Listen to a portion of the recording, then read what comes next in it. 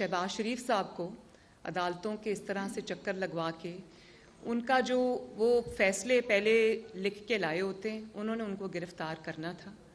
लेकिन इसमें कोई दो राय नहीं है, कोई कन्फ्यूजन नहीं है। कौम भी ये जानती है, यहाँ पे बैठे मीडिया के मुअज़्ज़ज़ हज़रात भी ये जानते हैं, इस किस्म की जो फैसले देने वाले लोग हैं वो भी ये जानते हैं, और मुस्लिम लीग नून भी बहुत अच्छे से जानती है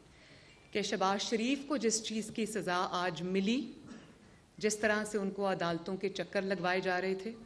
जिस तरह से उनकी औलाद को, उनकी फैमिली को, उनकी बेटियों को, उनकी वाइफ को जिस तरह से जुल्म का निशाना बनाया गया, उसकी वजह सिर्फ एक है, एक वजह उसकी, और उसकी वजह ये है कि शहबाज शरीफ ने सरतोड़ कोशिशों के बावजूद